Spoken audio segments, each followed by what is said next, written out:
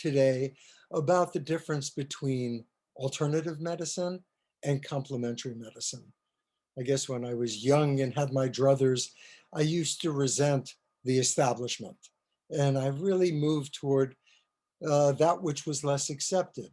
Um, Acupuncture at the time I began it was not licensed uh, and not respected. But over time, not only the science and alternative has caught up with the mainstream, but the mainstream has become more accepting of complementary. So I no longer consider myself an alternative practitioner. I consider myself a complement.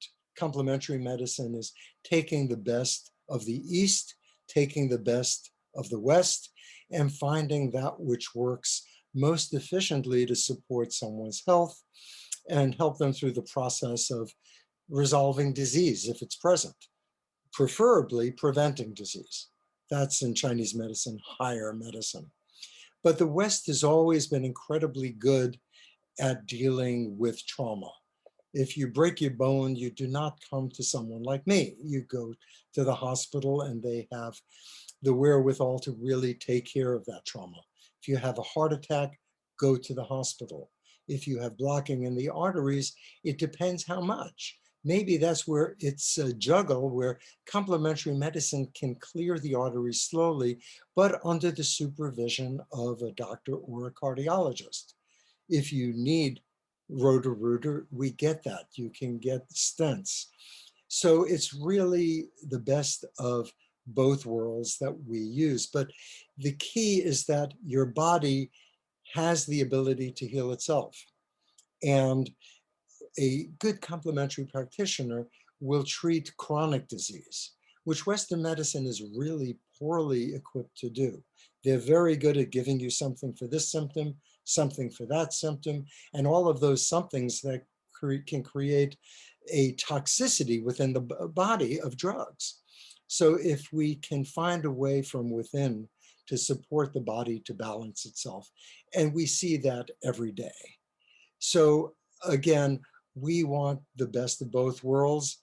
And I feel if you're looking for someone to support you in your healing journey, find someone that's open, that can take what works best from the pharmacopoeia that the Western world has established to treat Lyme disease with antibiotics, and from the herbal world, which treated Lyme-like disease for thousands of years and have herbs which can support you. In the future, I want to speak more about the herbs, how they work. But for now, we're dealing with the same issue when it comes to the vaccines. Uh, the Western world says, get the vaccine. The alternative world says, well, there's something toxic in there. And again, we need to look for the greater good. I personally have had the vaccine and I feel really relieved. I like the idea of herd immunity, but I will never tell someone else what to believe. But my sense is vaccines are really about creating, getting the antigen, letting the body recognize it so that it's ready the next time, which is natural medicine. Vaccines began as natural medicine. So I'm not going to go more into that issue. Everyone will find their way. But it's a good thing to weigh when you're looking to support your health. And please write questions. I would love to answer individuals' questions. This will be a regular weekly talk. So I hope you have a great day.